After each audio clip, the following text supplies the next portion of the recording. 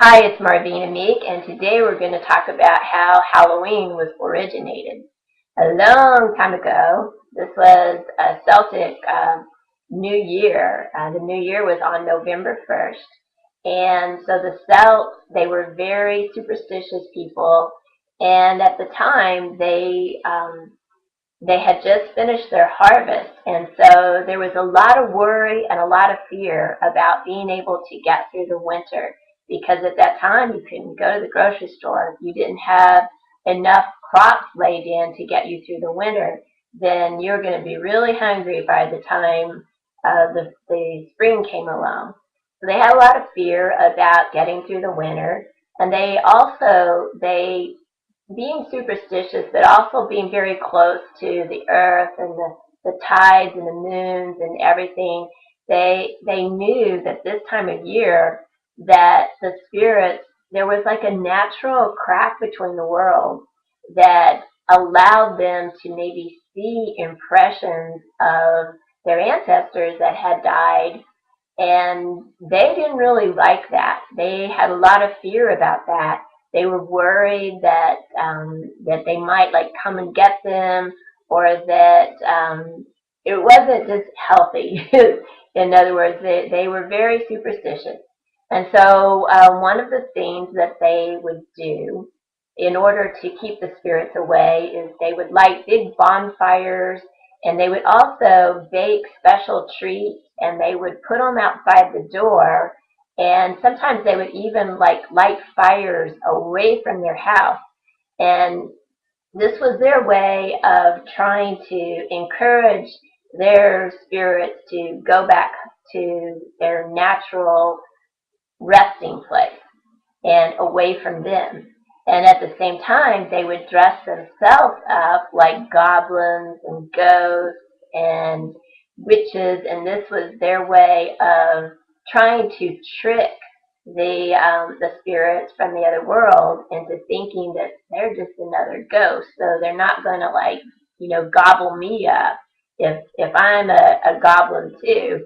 So it's just kind of their way of fooling the spirit world into thinking that they're one of them. So, like I said, they were working with what they had, and they were really superstitious.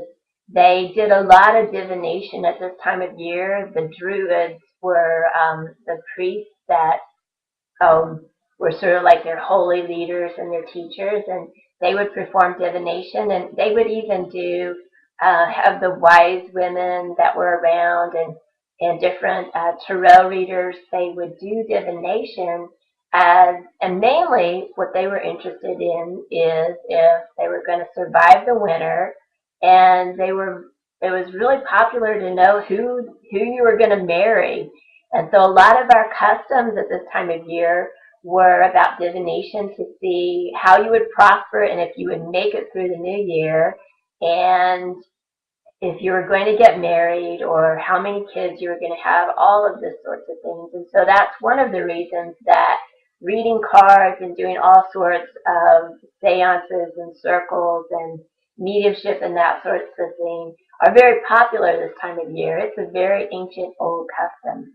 One of the customs that they had is to peel an apple, like to take an apple and peel it all in one peel, and then they would throw it over their shoulder, and the peel would fall on the floor, and they would sort of divine the letter that it most looked like, and supposedly then that letter was going to be the first letter in your future husband or your future wife's name. So that's one of the popular ones.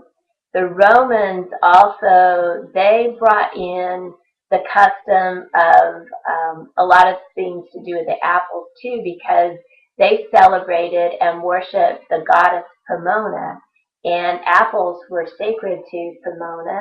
And so they did a lot of different things with apples. They would put apples on their hearth over their fireplace and serve a lot of dishes that you used apples in, like apple pies and apple cobblers. And then they did the apple bobbing. That's one of the ways that we got that custom of bobbing for apples. So a lot of the traditions were overlapped. So, like as you had Christianity became more popular, then they would try to kind of overlay the Christian customs over the Celtic customs and the more pagan customs. And one of them was All Saints Day. So All Saints Day is November 1st. And it was called All Hallows Day. And so since October 31st was the night before, it became known as All Hallows Eve. And it's widely celebrated all over the world, not just here in the United States. In Mexico, they have a lot of different customs this time of year. One of them is to actually go and visit the cemeteries, and they'll decorate the cemeteries. They'll put a lot of beautiful lights and flowers, especially marigolds are very popular. And if say one of their loved ones, particularly, oh, pardon my phone there, if one of their loved ones really liked, say, an apple pie or something, then they would bake that and bring that to the cemetery. And they would sometimes like have a picnic like on the grave there, and they would wear like colorful costumes and have music and fiestas. um, the Dia de Muerta, I think is how you say it. And I actually have one of the little skulls right back here on my altar. And this is another custom, is the altar of the dead. And the altar of the dead is, I'm going to talk about that in another video. But the altar of the dead is just a way to bring in different pictures and photographs that you have of family and even pets that might have crossed over. And traditionally, it's in the last year, but I put photographs of loved ones that, just whoever I have. I put that on my altar. I have some little tea candles, and I decorate it, and you can put some fall flowers. And this is just a way, like every time you go by there, it's like you remember your grandparents, you remember special loved ones, and it's just a way of honoring their memory. So I hope you've enjoyed this video article on the Halloween customs, and I'm just like a kid this time of year. It's one of my favorite times to celebrate my family, my loved ones, and what I do for a living, doing mediumship. I feel very close to our ancestors anyhow.